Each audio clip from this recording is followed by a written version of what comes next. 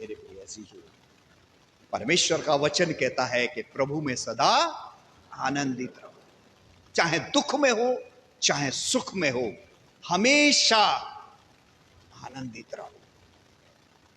लेकिन आनंदित रहने के लिए हमें अपने आप को परमेश्वर के लिए या परमेश्वर के योग्य बनाना पड़ेगा। नहीं तो हम सारी जिंदगी अपने उन दुख के कारण या अपनी बेरोजगारी के कारण या अपनी तंगहाली के कारण या अपने किसी भी XYZ जो हमें विचलित और मायूस करती है, उन परेशानियों के कारण सदैव परेशान रहेंगे। लेकिन परमेश्वर नहीं चाहता है कि हम इस पृथ्वी पर रहते हुए परेशान रहें, बल्कि वो चाहता है कि हम इस पृथ्वी पर रहते हुए, हालेलुया, कैसे रहें? आनंदित रहें। इसीलिए आज की प्रातः काल में परमेश्वर के वचन से जो हमें पढ़ने को मिला है, जो परमेश्वर की बेटी ने पढ़ा है, शरीर का दिया आंख है, इसलिए यदि तेरी आंख निर्बल हो तो तेरा सारा शरीर कैसा होगा? मतलब हमारा जो शरीर का निशाना है वो सिर्फ और सिर्फ आंख पर है। अगर हमारी आंखों का, गांव में कहते हैं तौर, कौन कौन जानता है तौर किसे कहते हैं? कोई नहीं जानता। तौर कहते हैं देखने की सामर्थ्य। मतलब कितने, जब चश्मा चेक करते हैं ना डॉक्टर, तो कहते हैं ना भाई तुम्हारी आंखें तो जब ज्यादा दूर हो जाता है तो आप पढ़ नहीं पाते हैं। दृष्टि की जो निगाहें जो होती हैं, जो हमारा टच है या जो निशाना है, वो हमसे ओझल होने लगता है। तौर कहते हैं उसे। यानी कि अगर हमारी आंखों का जो परमेश्वर ने हमें दी है, उसका निशाना अगर सही है, अगर उसका निशाना उत्तम है, अगर उसका देखने का नजरिया परमेश्वर के नजरिए के अनुसार है, तो हमारे शरीर के लिए परमेश्वर क्या कह रहा है कि तेरा सारा शरीर कैसा रहेगा? उजियाला रहेगा। उजियाले का मतलब क्या है? रोशनी, प्रकाश। अब इसमें से क्या किरणें निकलने लगेंगी? क्या इसमें से बल्ब जलने लगेंगे? नहीं, बल्ब नहीं जलेंगे, ना ही किरणें निकलेंगी। लेकिन परमेश्वर के दास को दूर से आता हुआ देखता हुआ व्यक्ति कह देगा कि ये परमेश्वर का जन है, ये परमेश्वर का बेटा है, ये परमेश्वर की बेटी है। उसमें से ऐसी सामर्थ, ऐसी किरणें उसके अंदर से दिखेंगी जो मेरे को महसूस नहीं होंगी, जो आपको महसूस नहीं होंगी, लेकिन अदर व्यक्ति को महसूस हुई। इसीलिए परमेश्वर का वचन कह रहा है, अगर तेरी आंखें निर्मल हैं, अगर तेरी आंखें अच्छी हैं, डॉक्टरी लैंग्वेज में नहीं कह रहा हूं मैं, कहीं सोचें कि पादरी साहब ने तो चश्मा लगा रखा, इनकी आंखें तो खुद खराब है? मैं डॉक्टरी लैंग्वेज में नहीं कह रहा हूं, मैं परमेश्वर के वचन के लिए कह रहा हूं, परमेश्वर के वचन के अनुसार कह रहा हूं। उसको आंखें परखना आता है। कभी कभी हम भी ज्ञानवान बन जाते हैं, अरे यार इस व्यक्ति को घर नहीं बैठाना चाहिए, घर में बैठाने लायक नहीं है, इसकी आंखें खराब है, इसकी आंखें सही नहीं है। हम खुद ज्ञानी बन जाते हैं। लेकिन परमेश्वर इन आंखों के द्वारा, इस देखने के द्वारा परमेश्वर बता रहा है अपने वचन में से कि उसके देखने के द्वारा तुम्हारी सारा शरीर कैसा हो जाएगा, उजियाला हो जाएगा, रोशनी फैला देगा। मेरे प्रिय, परमेश्वर के वचन में से अगर निकालें भजन संहिता और उसका 34वां अध्याय और 5वीं आयत, साइलस मैम जल्दी पढ़ती हैं, उनको एक माइक दे दीजिए उनके स्थान पे ही। ठीक है,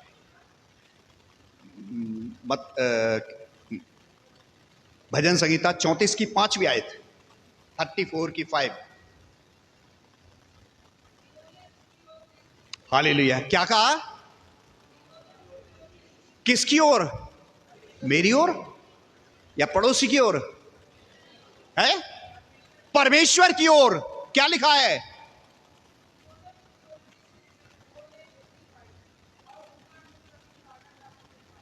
हालेलुया, हालेलुया। क्या लिखा है? जिन्होंने उसकी ओर दृष्टि की, अर्थात परमेश्वर की ओर, मनुष्य की ओर नहीं। परमेश्वर का दास यशायाह नबी में लिखता है, तू इधर उधर मत ताक। हम क्या करते हैं? इधर उधर ताकते हैं। लेकिन परमेश्वर का वचन क्या कह रहा है आज की इस प्रातः काल में? जिन्होंने उसकी ओर दृष्टि की, अर्थात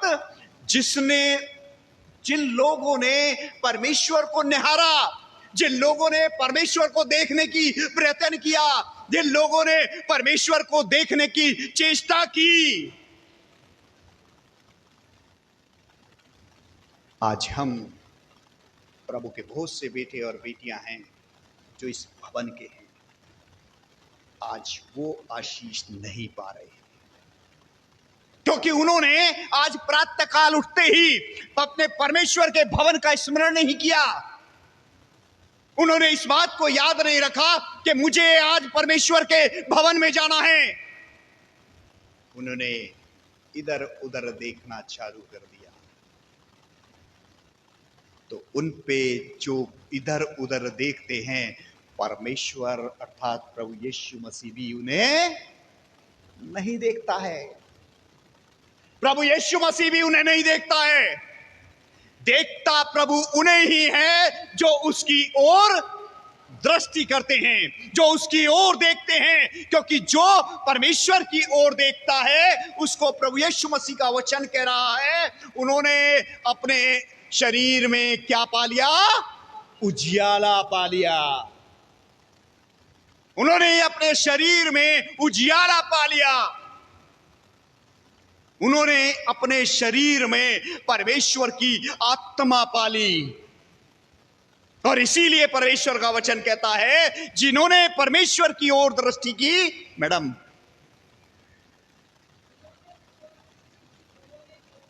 उन्होंने क्या पाया? ज्योति क्या होती है?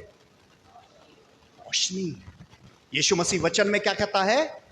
तुम पृथ्वी की क्या हो? ज्योति हो।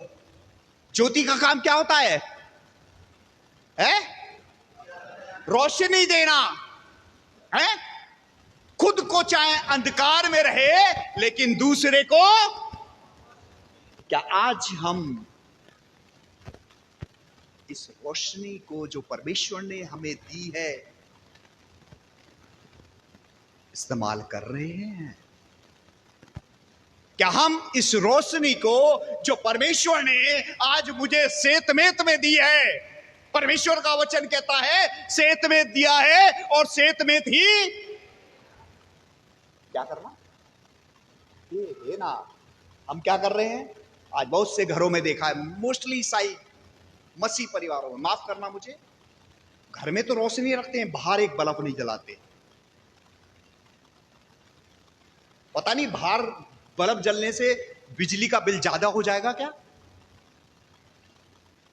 बस घर में रोशनी रहे, जब कोई आएगा तभी जला के देख लेते कौन है।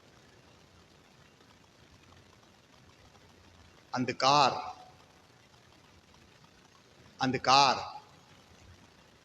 मैडम जी फोन इतना जरूरी नहीं है।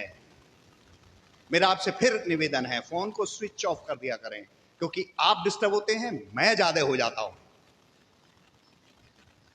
फोन से आप संपर्क खत्म कर लें जब प्रभु से संपर्क बना रहे हैं। तो मेरा भी फोन है, ये देखिए रखा हुआ, बिल्कुल स्विच ऑफ है, बंद रखा है, बोल नहीं सकता जब प्रभु से संपर्क है। जो प्रभु से संपर्क बना हुआ है उसमें रुकावट आ जाती है। कहां थे मैडम जी हम? हाँ, उन्होंने क्या पाया? किन्होंने पाई है? जिन्होंने उसकी ओर दृष्टि की। लेकिन कभी कभी क्या होता है, हमारी दृष्टि उसकी तरफ ना जाकर के सांसारिकता में चली जाती है, सांसारिकता में चली जाती है। अगर हम आदम हव्वा को देखें शुरू में ही, तो हव्वा की दृष्टि कहां चली गई है? जो प्रभु ने मना किया था, जिस चीज के लिए प्रभु ने मना किया, जिस चीज के लिए प्रभु ने कहा उधर दृष्टि भी मत डालना, उधर देखना भी नहीं, उसी चीज को देखने के लिए वो ललिया गई। तो उस चीज को देखने के लिए वो आकर्षित हो गई। और देखने के बाद क्या हुआ? देखने में तो कैसा है? मन भाव है, अच्छा है, खाने योग्य है, उसमें सब वैरायटियां आ गई। और वो वैरायटियां उसे कहां ले गई है? अदन की वाटिका से बाहर ले गई। देखने के कारण ही वो अदन की वाटिका से बाहर हो गए। जब यीशु मसीह आया, उसने पुकारा, तो यीशु को, प्रभु को देख करके वो क्या हो गए?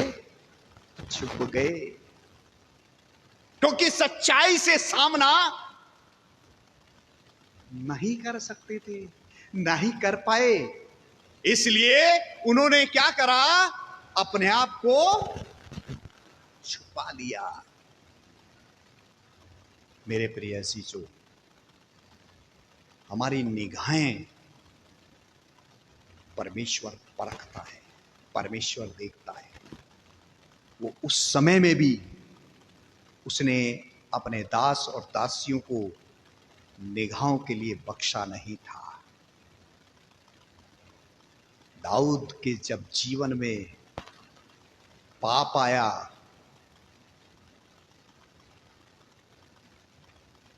छत पर टहल रहा है, उसने एक स्त्री को देखा और उसको अपने लिए क्या कर लिया? बुला लिया। परमेश्वर ने उसको भी क्षमा नहीं किया, क्योंकि उसके जीवन में देखने के ही कारण पाप आया। उसके जीवन में देखने के ही कारण पाप आया और उसको पाप का भुगतान अपने बेटे को दे करके चुकाना पड़ा। मेरे प्रिय अजीजों, पौलुस जो साउल था, मसीहों पर अत्याचार करता था, पापियों, पाप का जो भी होता था वो यीशु मसीह के अनुयायियों के लिए वो अपने नाम पर पत्र लिया करता था। कहता था, मैं सजा दूंगा इन्हें, मैं बंदी गृह में डालूंगा, मुझे तो इन मसीहों के लिए पत्र। और वो मसीहों पर अत्याचार करता था। एक दिन मार्ग से जा रहा था, क्या हुआ?